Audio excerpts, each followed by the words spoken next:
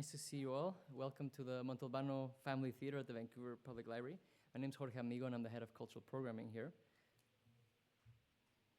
Before we begin, I want to acknowledge that we're hosting this event from the traditional, ancestral, and unceded territories of the Musqueam, the Squamish, and the Tsleil-Waututh. And I want to share that I'm an immigrant from Mexico, which means I'm a settler in these lands, so I feel a particular responsibility to continually learn about the ongoing effects of colonialism in this part of the world and to do my part as a public servant to take sincere actions towards decolonization here. Now, a quick show of hands, who has never been in this room before? Wow, amazing. We are terrible at marketing, apparently. So, welcome. This is your theater. Come back anytime. We do a lot of film screenings, author events, all the things. Couple housekeeping notes for you. The bathrooms are very far. So get out of this through those doors and then go to the very end of the hallway. That's where the bathrooms are, at the very corner of this floor. Take a moment right now to silence your cell phones. Please do that. It's very disruptive when your phone is making a lot of noise for people around you and for the people on stage. You're okay with keeping your phone on and taking pictures or videos, because that's awesome. And if you feel like tagging us on social media and if you post something, we love that. So do take pictures, but please make sure your phones are silent. Our partner bookseller for the event are friends from Book Warehouse. They are a wonderful bookstore. Let's give them a round of applause. They have amazing locations on Main Street, Broadway, and all over the place, so go visit them. They're awesome. They're carrying Mara's book, and so if you love what you hear here, buy a book or 3. They make great Christmas gifts, and there's going to be a signing afterwards. So today we're here to learn about the promises and the perils of microfinance from award-winning journalist Mara Kardas Nelson. And for those of you who don't know, I had the privilege of going to university with Mara at UBC. We did our undergrad in international relations together. So it's a real privilege to be able to host her now as an award-winning journalist in this space to present her groundbreaking book. So I'm going to ask Mara and Philip to join me on stage so I can introduce them properly.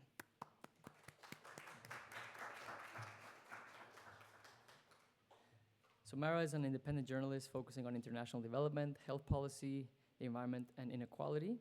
Her award-winning work has appeared in the New York Times, The Nation, NPR, The Guardian, and elsewhere.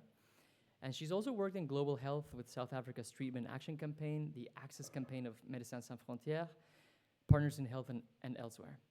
And Mara's originally from the US, but she's also lived in Canada and South Africa and Sierra Leone. And Philip Owira is an associate producer at CBC News, right across the street.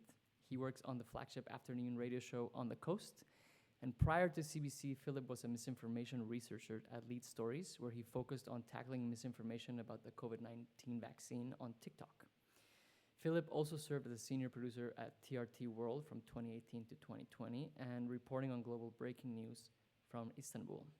So they're going to talk for about 40 minutes, and then they're going to open it up to questions from the audience. One favor for all of you, ask questions. Nobody likes long rambling comments, so please focus on a question, and we're going to be great. So take it away.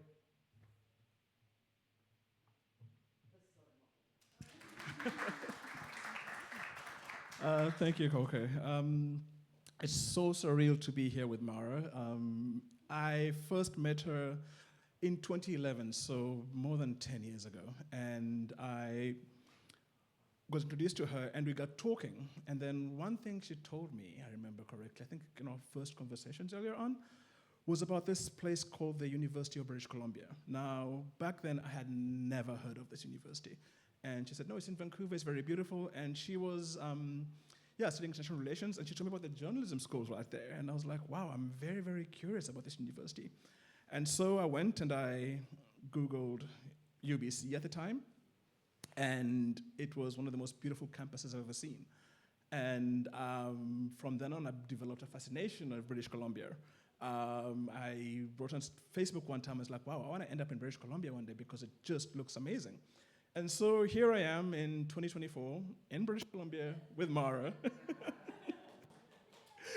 So it's a very, very, very surreal moment, and I'm actually glad to be here. Now, we're here to talk about this book.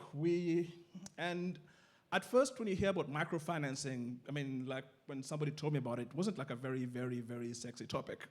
Until I got a hold of the audiobook and I began listening to it every single day on the SkyTrain on my way to work, like for about a week, every morning, for about 15 minutes, I'd be listening, I'd listen. It was very, very riveting. I'd get to work, and sometimes I forget that I'm in the office because I'm still listening to the book because the stories were so compelling. It's a very well-written, well-researched book, and I encouraged everyone to read it.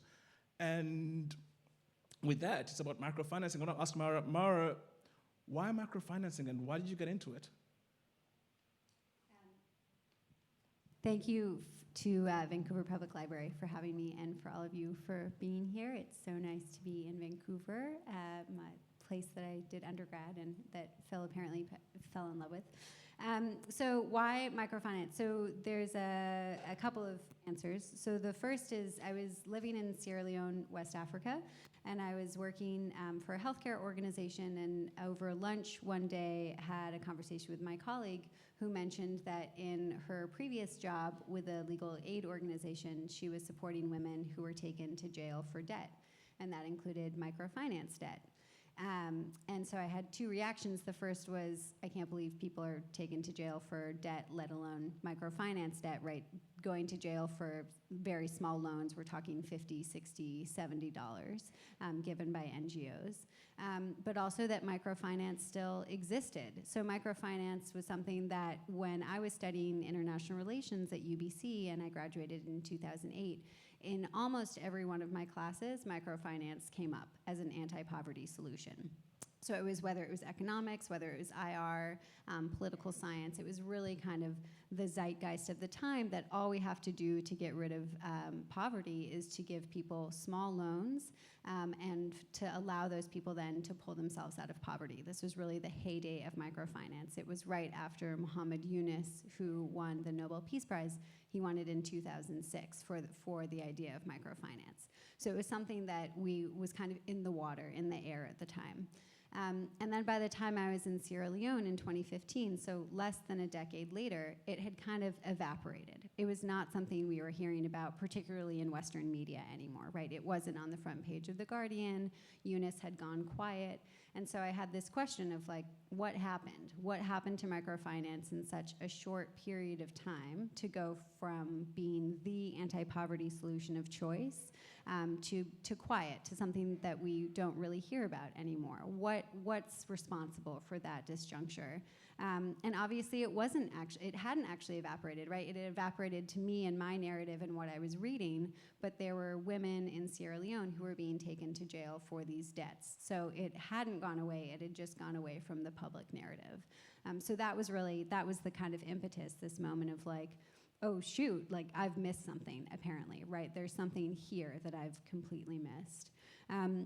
And then as I researched microfinance more and more and kind of learned about this history, this arc from being the anti-poverty solution of choice to being something that we don't hear about, I realized that microfinance is really a lens through which to understand international development today and how international development has kind of how the international development industry has been shaped over the last 70 years, so kind of post-World War II to today.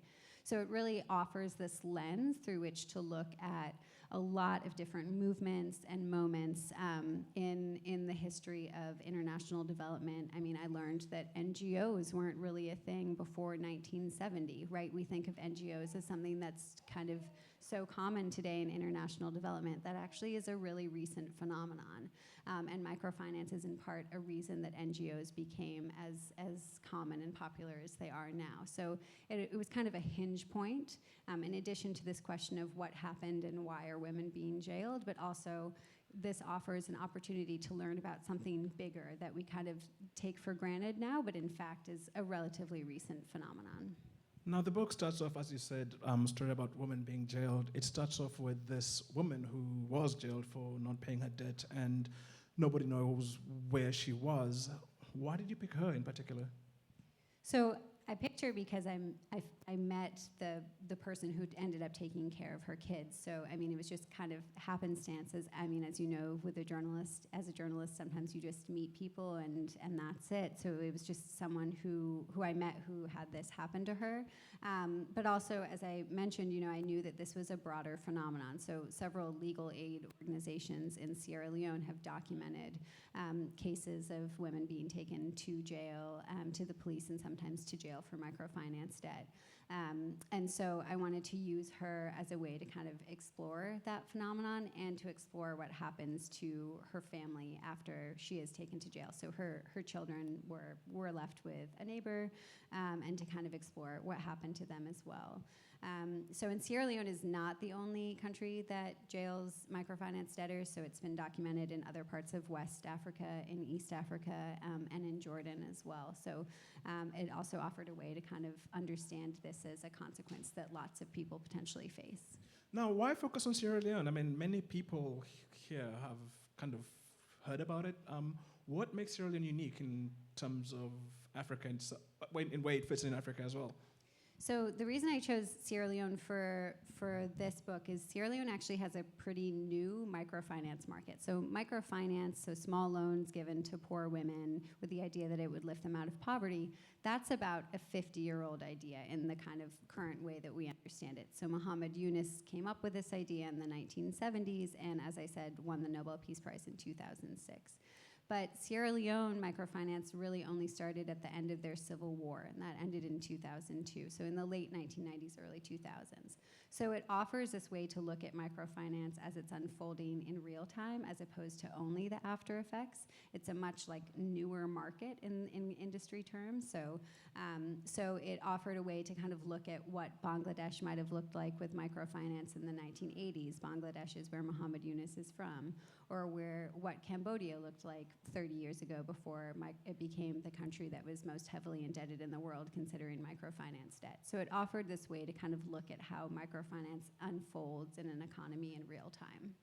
And you focus a lot on Muhammad Yunus. What was his vision at first when he started with this thing?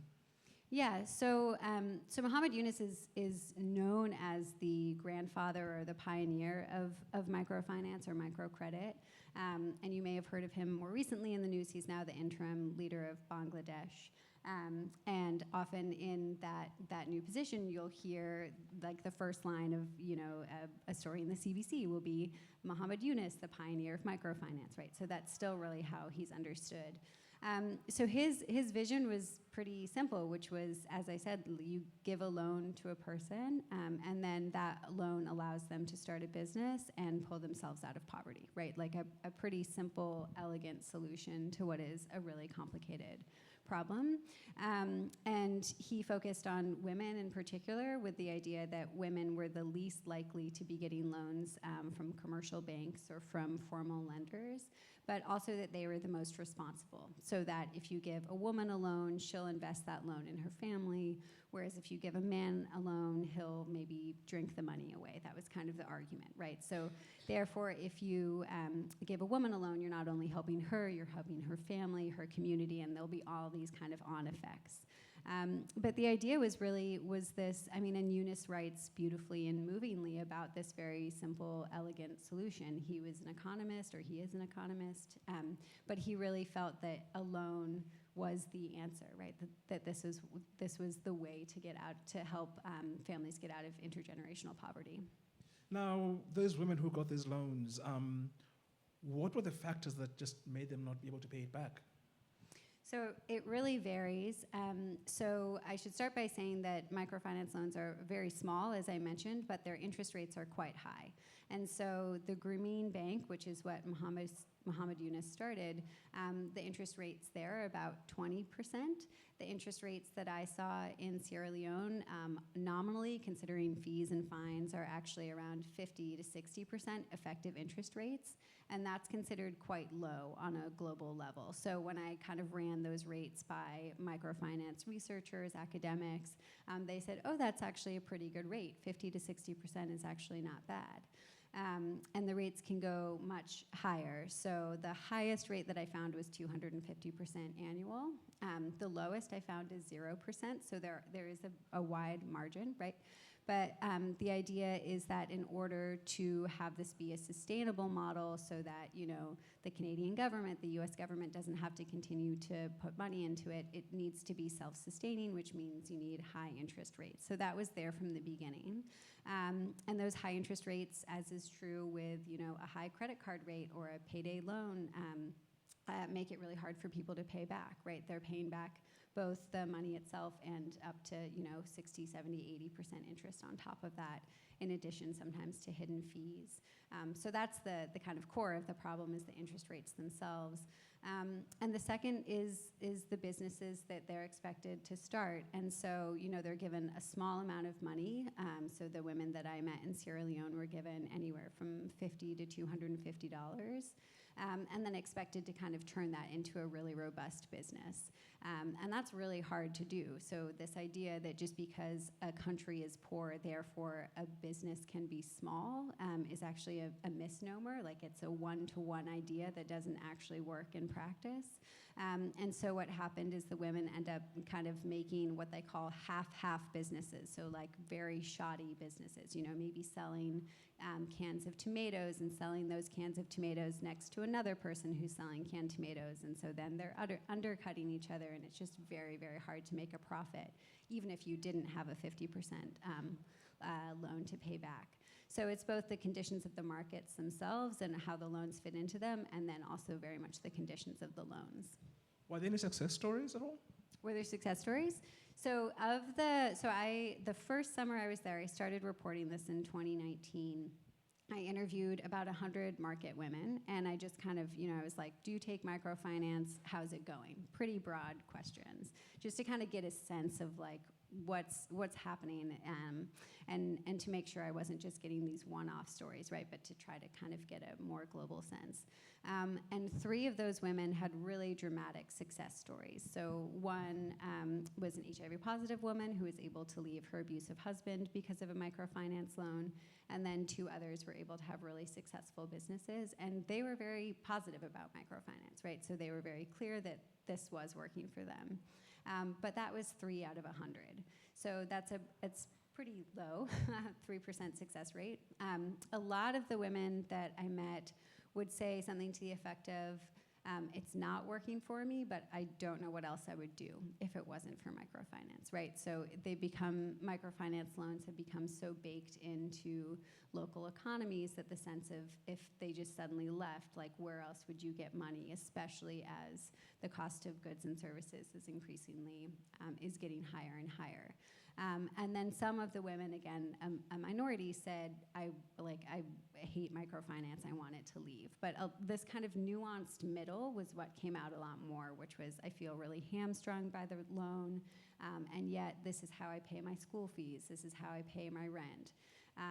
And that's not what the loans were intended for, right? They're intended for business, but people have lots of needs, as we all do, and particularly when you're a poor person in a very expensive country, there's a very slippery slope from starting a business to paying for school fees.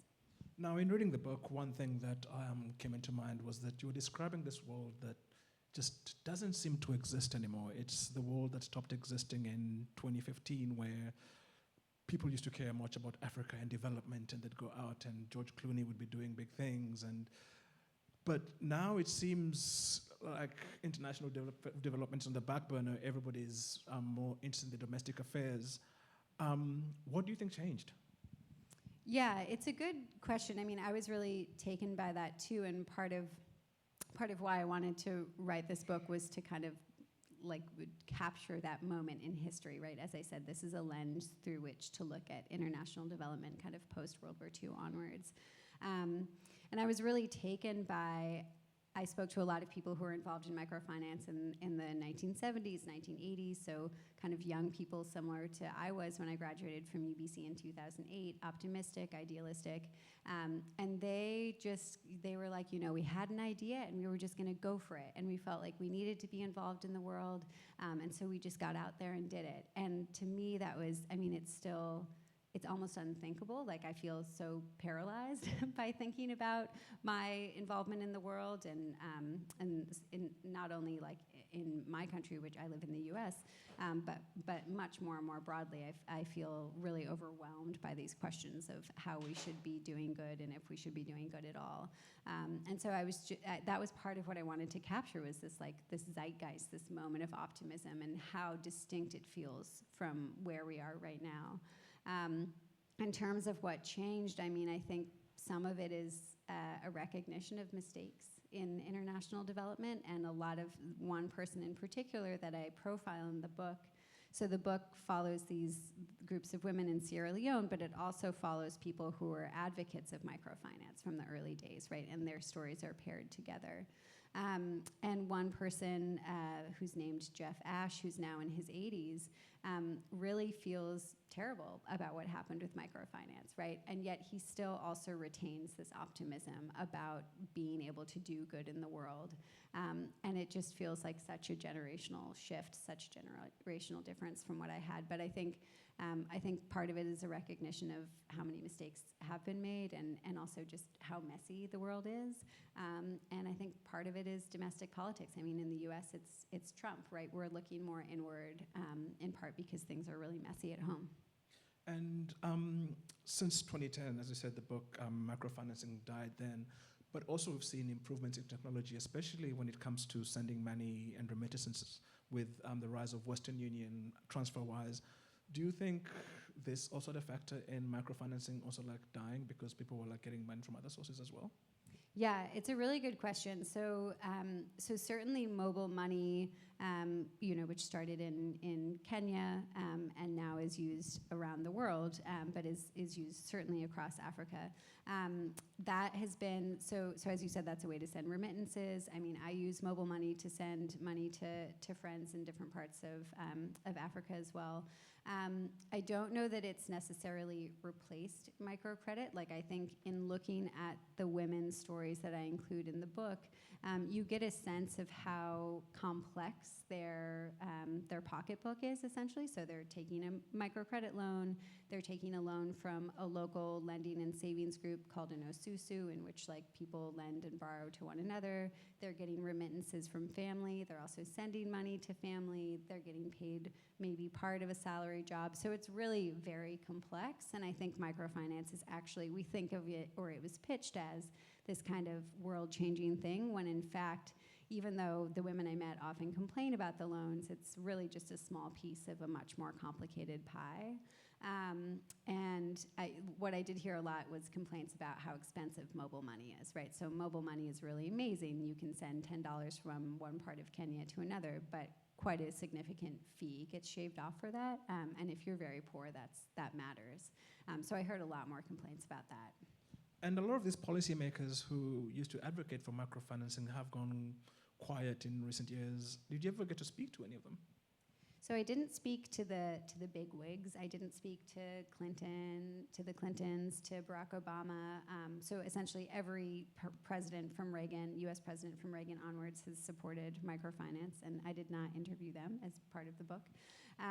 I tried to focus instead on kind of the mid to low level policymakers and advocates, because I actually think that those people in a way are more important, right? So this person, Jeff Ash, that I spoke about, who had this idea in the 1970s to want to change the world through small-scale lending, and today feels really remorseful about that. He was just kind of a nice guy who fell upon an idea and then got the ear of USAID, the International Development Agency in the U.S., and a multi-million-dollar industry came from that. And I think that's really important. We often think of policy and systems as like this big thing that's beyond us or run by Barack Obama, but actually it's like the low-level people who are actually making things happen. Systems and policies are made of people, and so I wanted to focus on them. What about Eunice himself? Did you ever try to get hold of him? I did try to get a hold of Eunice several times. We had a couple of email conversations, and his answer was essentially, Microfinance, this has been done. People have talked about this before, so we don't need to talk about it more.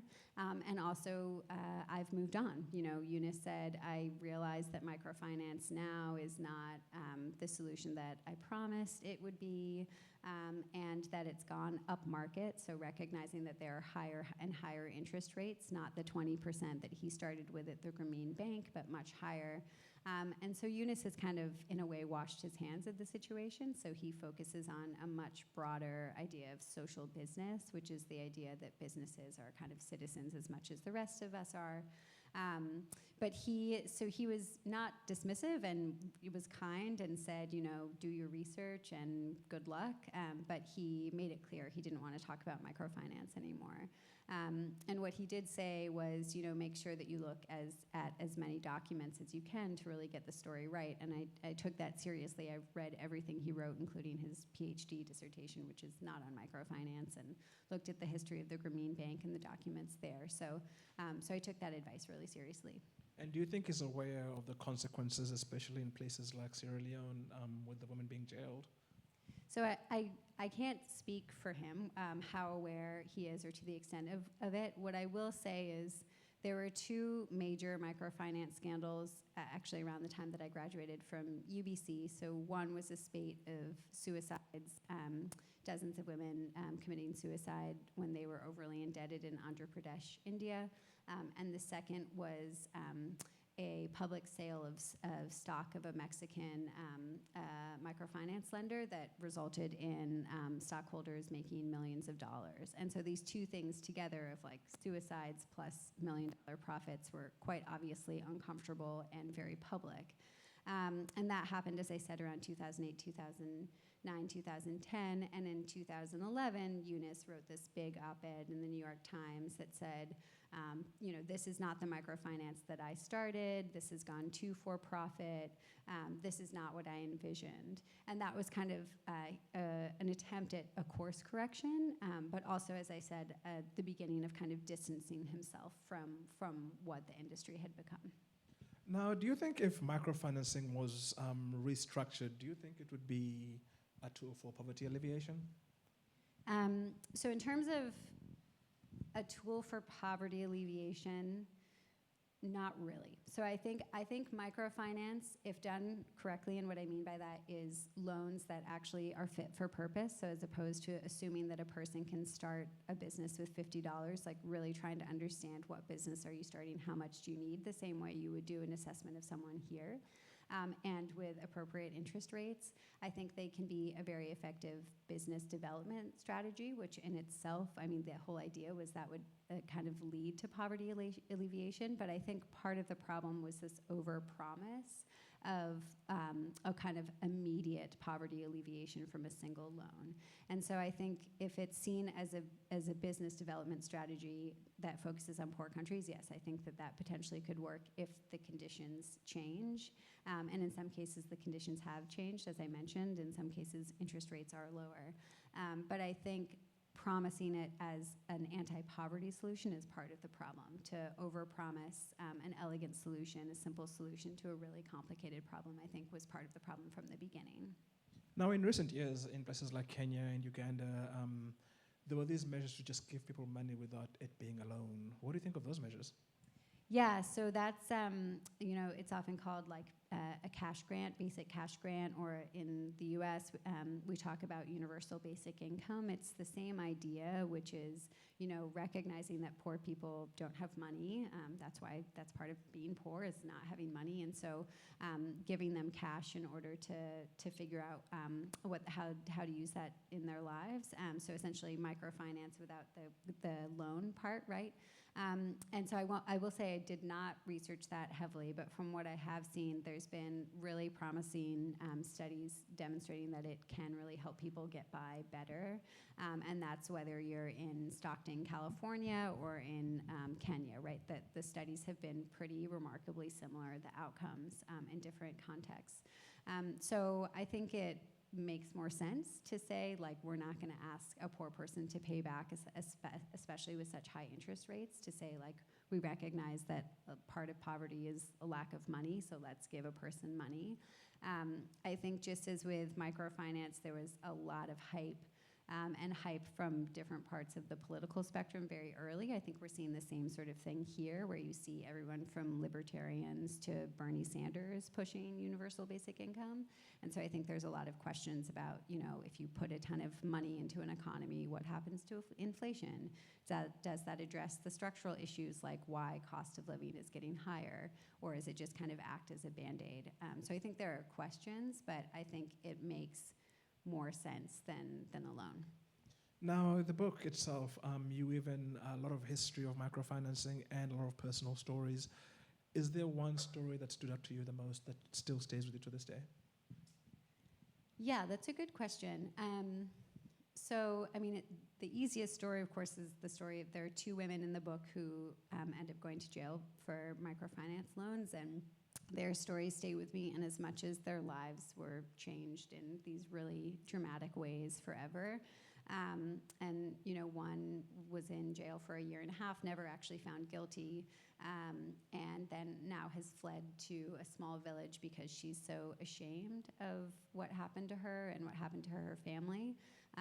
It's pretty hard not to think about her. I mean, that's just like such a dramatic outcome from what was, I think, a $300 loan. So it's hard not to think about that. But what I actually reflected on a lot more when I was doing this research was kind of the smaller, almost intangible effects. So the main thing that I saw with people who were mired in debt, even if they were eventually able to pay it off, was this feeling of lasting shame, and that could kind of come up in really insidious ways. So feeling embarrassed in front of their husbands or their communities, or being yelled at by a police officer in front of their kids, and even if they're not actually taken to jail, like the shame really stays with them. And for a program that is supposedly about empowerment and female empowerment, to watch these women over a 3-year period that I reported this, watch them really lose self-respect, basically lose self-esteem because of the impact of the loan was pretty tangible, and has really stayed with me. These more insidious effects that I think, we're not necessarily going to read a headline in The Guardian about or read an academic paper, but I think really do impact the texture of these women's lives. Now, what impact do you want this book to make? Yeah, it's a good question. I don't really have a great answer to that. I mean, I hope that so I wrote this book in part because I wish that I had something like this to read when I was an undergrad, right? So as I said, microfinance was pitched as the solution when I was an undergrad, and there were a lot of books at the time, either about, this is when Dead Aid came out, which was by Dambisa Moyo, who argues against international aid. There was this moment of either aid is terrible or here's the solution, and I would have benefited from a more nuanced perspective. And so that's kind of what I'm hoping for, is if this book does nothing else but just to kind of encourage people to pause a little bit if they hear a single story, a single idea for either how terrible international aid is or how great it is, just to take a moment to pause and to look at the larger context. I think that's something. When I interviewed the different microfinance advocates, what was often missing was everything outside their immediate vision. Their peripheral vision was really blind. And so understanding cultural context, structural context was just missing from their analysis, and therefore the work that they did in the world. And so that's a kind of a pausing and a consideration is what I'm hoping that readers will take from it, especially people who are involved in international development. And now with the world changing again, we're seeing the US trying to get back into the international development world again to just make the world a better place, as they would say. What cautionary tale would you think policymakers should take away from this as well, you think? Yeah, I mean, at least speaking from the US perspective, it will be interesting to see if Trump is, so I will say, when Trump was president, despite being anti-international aid and very domestically focused, his administration still funded microfinance. So microfinance has been supported by every president, as I said, from Reagan onwards, because it's seen as this win-win solution. It's seen as kind of a very American solution, pull yourself up by the bootstraps. I mean, it's like as American as apple pie, as we say.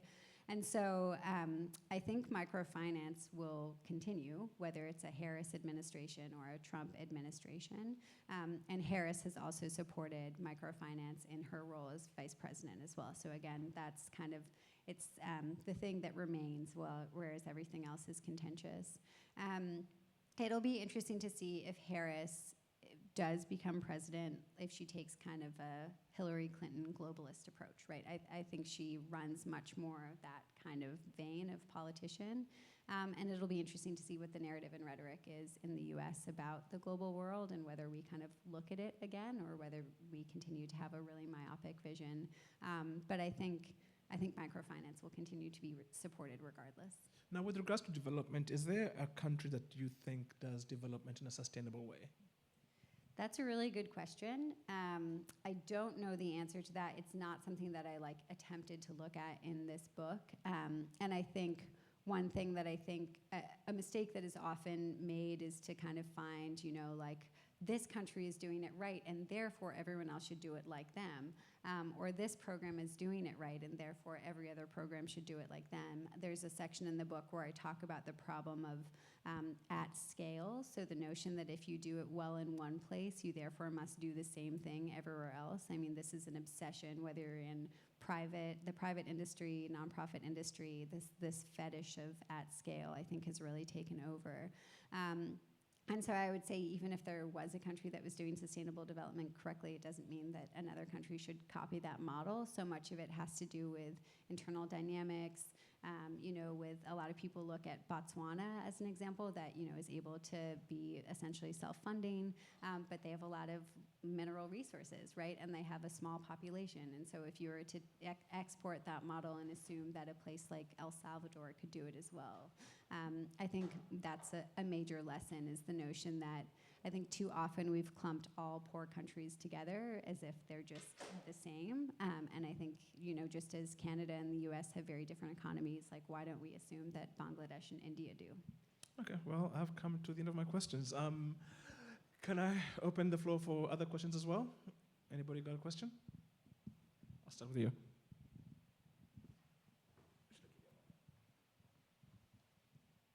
Thank you. Thank you for your contribution of the book. I'm enjoying reading it, and it's really accessible and personable about a subject that does not seem like it would be.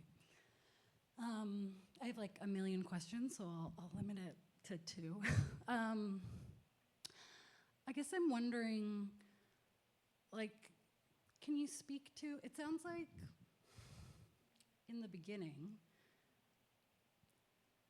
were they not expecting the interest rates? Were they being idealistic? Were they being naive? Were they being evil? Mm-hmm. And did it start low and go high? That's one. And then the other one that's coming up is why are these women being imprisoned? Is it profitable? Is it about social control of women? What's that about? So in terms of the interest rates, so as I mentioned, the Grameen Bank, which is often given the credit for, so to speak, for coming up with microfinance. So theirs was 20%, which was higher than commercial rates, but much lower than what we're seeing today. And so into this question of why is it now 250%? So there are many answers. The answer that you often get is that microfinance became commercialized, which is true. So around the 2000s, around the crises that I mentioned, this suicide crisis and then this very high profits, there was increasing interest from private investors, particularly private equity investors and banks. And so private equity in particular, the model was buy up microfinance companies, get them to expand as quickly as possible. And so that meant both more customers and more debt to those customers. So not just one loan, but 2 or 3 loans. So women or borrowers, not just women, were offered multiple loans from the same company and from multiple companies. So there was this spiral of debt that happened really quickly. And also pushing up interest rates in order to make more money. And so I think my reticence to say that is the only problem, like the notion that, oh, capitalists came on and it kind of ramped up, I think that is true. I mean, if you look at interest rates over time, like in the early 2000s, you could see them getting higher and higher and higher as there was more interest from private investors. And as it happens, as the economy imploded here, there was a sense of, oh, we need to invest elsewhere, and microfinance looked like a really safe market, right? People will keep borrowing no matter what, and it was outside of the US economy. So that also was a time that private equity investors were really interested in microfinance. So you can see the interest rates increasing over that time. The reason I think that that's too simple of a story is that from the very beginning, there was kind of concern about charging poor women high interest rates, whether it was 20%, at that time, or now 80, 90%.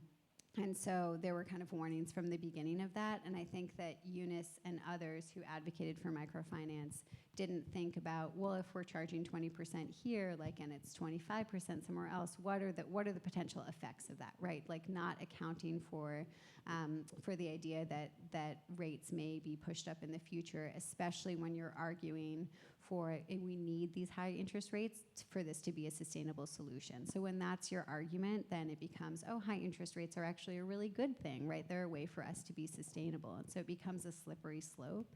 And Eunice and others argued for private investors to be involved from the beginning. So even though in 2011, Eunice said, this really is not what I envisioned, this is like capitalists have come on board and we now look like loan sharks, he did argue from the very beginning, from the 80s and 90s, to have banks involved and for stocks to be sold on the stock market, microfinance stocks. So I think it's too simplistic to say it was good and now it's bad. I think looking at kind of how that trajectory happened.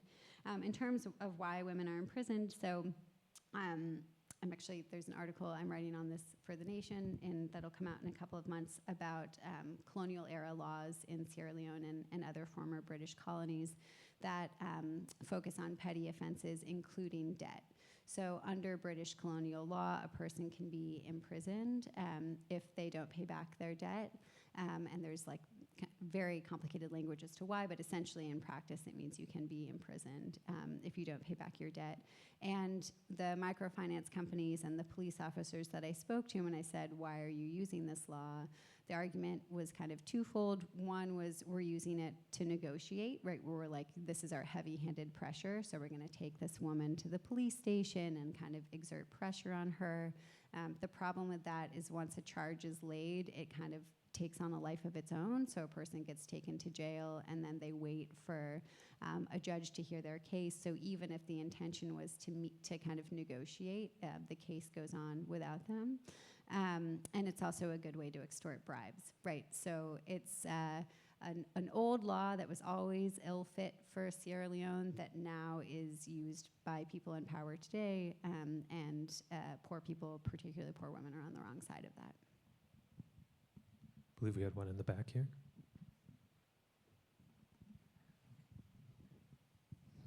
Hi, Mara. Thanks for this. This was great.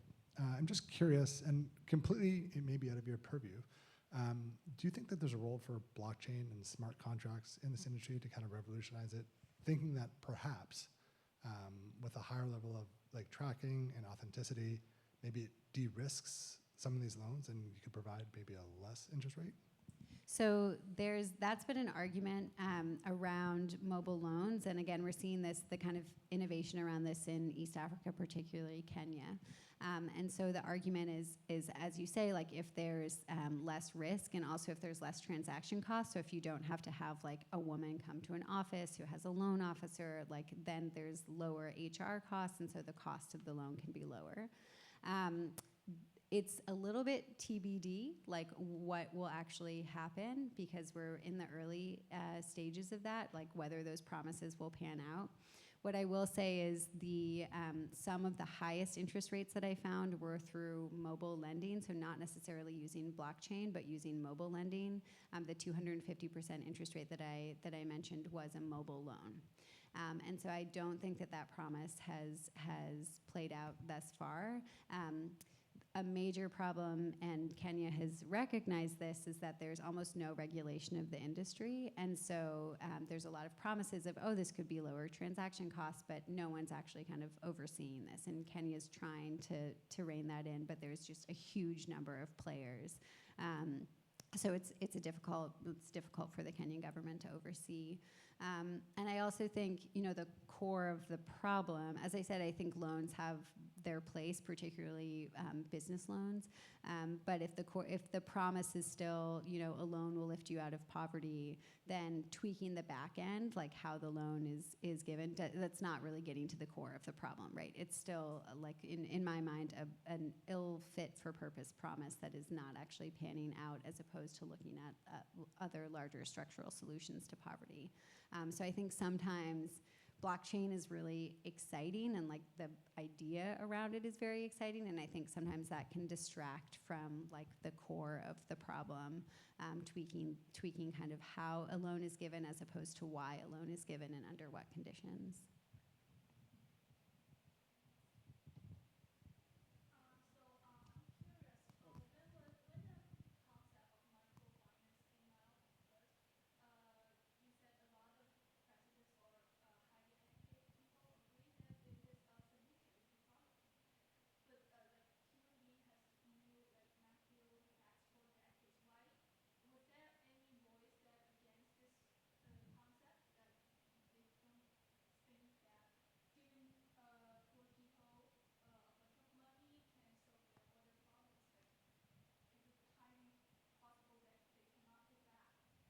Yeah, it's a really good question. So there's been a lot of concern about microfinance from the very beginning. So from when Muhammad Yunus was advocating for this in the 1970s and the early 1980s, there have been a lot of people everywhere from academics to poor people themselves to some heads of states who have said this doesn't really add up.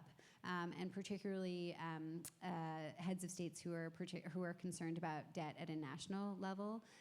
So Museveni, who is the president of Uganda, who has his own very complicated history, he was a skeptic of microfinance because he saw this as, from a national level, concerned about international lenders indebting Uganda, and also concerned about debt for individual Ugandan citizens. And so there was dissent in that way.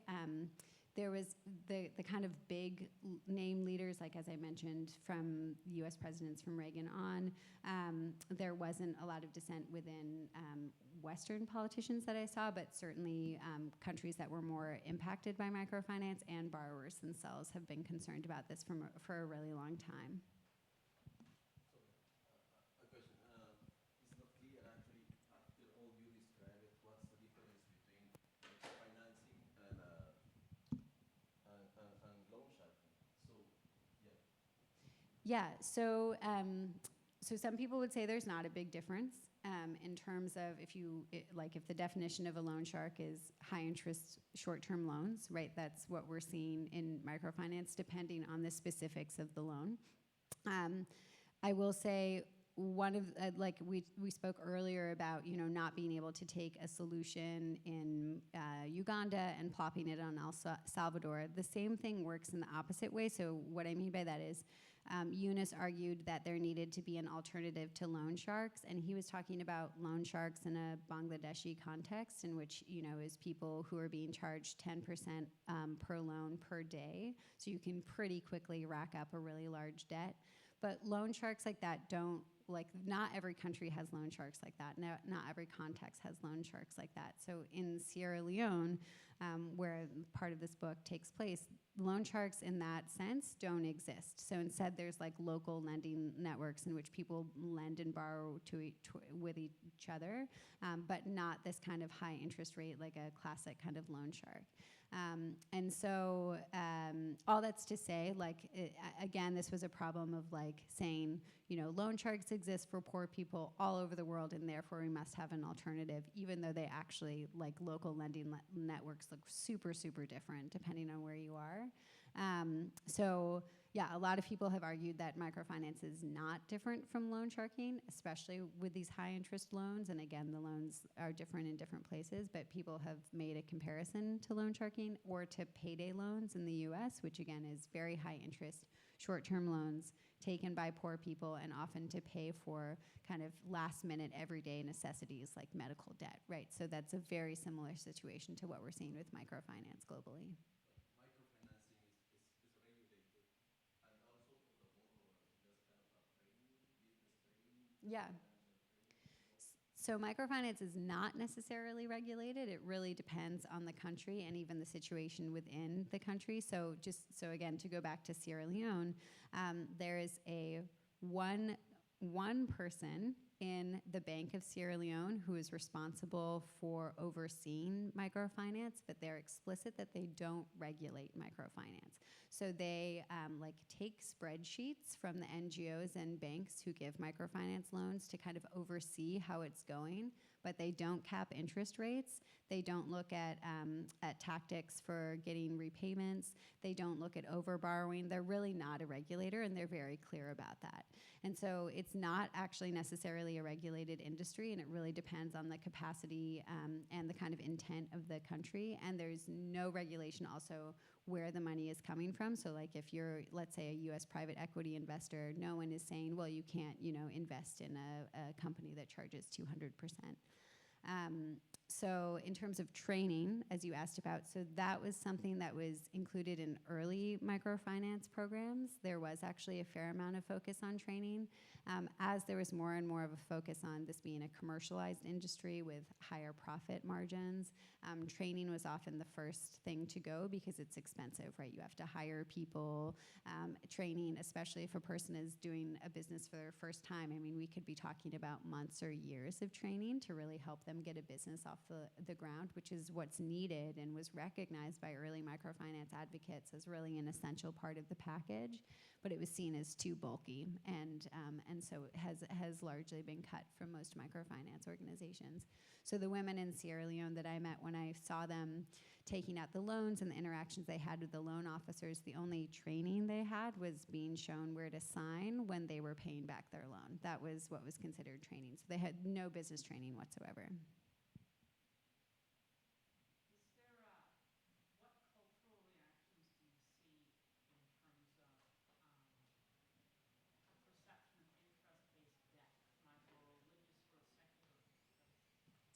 Yeah, so Sierra Leone is both Christian and Muslim. It's about 50-50%.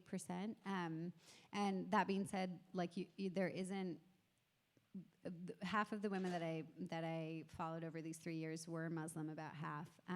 And you know, they would say, oh, in Islam, you're not supposed to charge interest, right? That would be like something that people would talk about and be uncomfortable with, but it wasn't the major sticking point. Like, it didn't actually come up that much.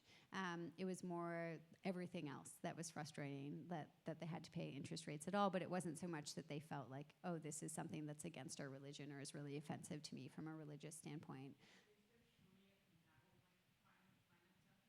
That's a really good question. I don't know the answer to that. That would be something to look up. Yeah, I'm not sure.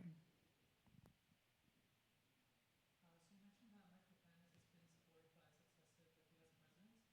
So I'm wondering, if they see it as a solution for developing countries, have they attempted to kind of use it as a tool to solve domestic poverty as well? Is there any way out in the country?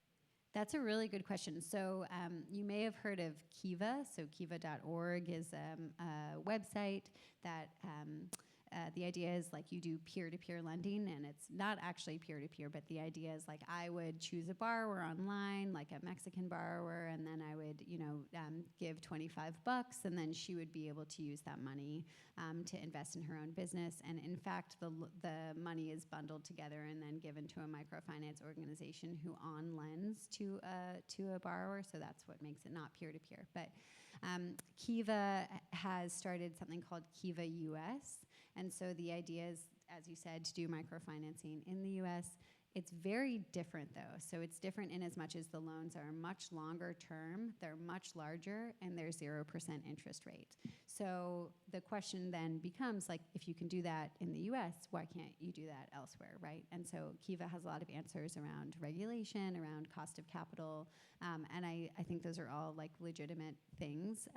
But the core question remains, like, if you think that a US borrower it deserves 0% interest rate, like, why doesn't a Cambodian borrower, right? And so that is how it's been done most recently in the US.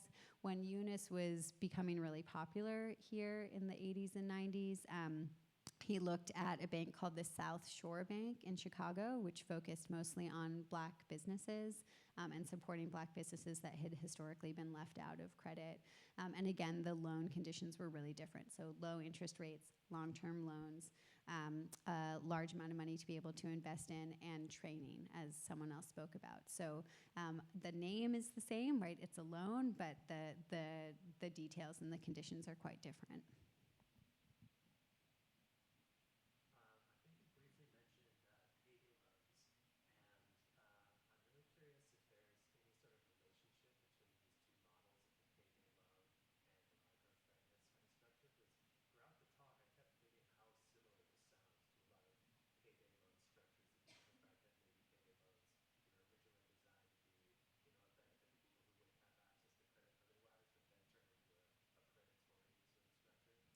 Yeah, it's a good question. I don't know if there's a kind of similar history of it being, you know, kind of a notion of making credit more accessible, and then it went kind of upmarket or jumped the shark. I don't, that's a really good question, whether that history is similar. I don't know the answer. I did learn in researching this book that, like, this notion of anti-poverty lending or giving a loan for someone to be able to lift themselves out of poverty, we think of Muhammad Yunus because he won the Nobel Peace Prize as coming up with it, but actually it's an idea that's like many hundred years old, or thousands, depending on who you ask. So this is something that that Yunus repackaged in a really effective way, but is not actually a new idea. The interest rates are much higher often now than they used to be, but I don't know if there's like a direct connection between payday lending and microfinance lending. As I understand it, the finance is pretty similar, so it's not like an investor is investing in both, you know, a payday lender in Detroit and a microfinance company, but I'm not sure. But in terms of the model, it is actually, as you say, like pretty similar. So like short-term loans, and high interest rates and repeat borrowing, right? So like if you're at the end of your payday loan and you're like, oh my God, I can't actually pay this back, they'll say, okay, no problem, we'll give you another loan. And that's seen in microfinance, that there's that same model of like, oh, we got you, don't worry, like we want to make sure that you have some wiggle room. But it essentially extends the life of the loan and also can effectively push up the interest rate depending on how much you have to pay back. So, and that model is the same in payday lending. In countries that don't have or do not enforce debtors' prisons, effectively, for people who have very few assets, how is the loan secured? Yeah, so traditionally microfinance is an unsecured loan, so that was kind of part of the argument for why interest rates needed to be so high, is because there's not collateral that's given. Over time, as microfinance has gone more and more upmarket, microfinance is often required, or excuse me, collateral is often required. And so that, you know, in Sierra Leone, it was like a loan officer coming by a borrower's house and saying like, okay, you have a TV and a fridge, so like we can come back and get this. The case that's most often cited is Cambodia. So in Cambodia, for a very interesting history, land titles are relatively recent, and land titles are often being used as collateral, and so there's now been a ton of reporting on how microfinance borrowers who are underwater are losing land because they've offered that up as collateral, and this is land that's often like multi-generational, multiple families living on it, and so this is seen as like a crisis within Cambodia. Tom? think we have time for one last question. Any more questions?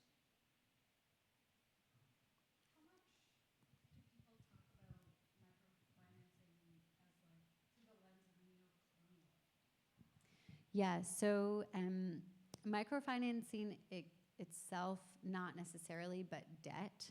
So there was Thomas Sankara, who is one of the leader of Burkina Faso in the early 1980s, who explicitly rejected the notion that a country like the U.S. or parts of Europe should give a loan to Burkina Faso. His notion was, you colonized us, like this is an illegitimate loan, and saw it as a form of neocolonialism. And Kwame Nkrumah obviously coined the term neocolonialism with a similar idea, right? That this debt is illegitimate, like you owe us, we don't owe you.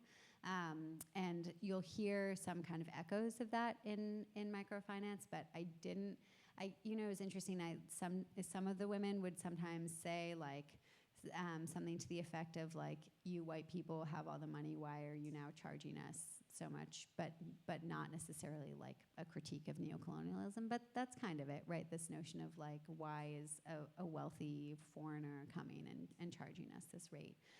But I heard much more of those critiques, and those critiques are very well documented at a national level, and particularly in the kind of 70s and 80s. There was a lot of focus on African countries refusing to pay off their debts, or asking for debt forgiveness with the notion that it was neocolonial and that it was an illegitimate debt. I have a very simple question. How did you come up with the title? Yeah, so the title is from a Cambodian borrower who, I wish I had the quote in front of me, I don't, who had collateralized his loan through land. And he was explaining to a human rights group that he would probably have to sell the land in order to pay off the debt. And he said something to the effect of like, what am I supposed to do? Like, this is our land. We are not able to live in the sky, right? If you take away our land, you take away everything. And so that quote just really stuck out to me of like, this person is saying like, you're making me basically not human. Like I'm not able to live in the sky. This is everything that I'm tethered to. So that's where the quote comes from. Well, Mara, thank you so much.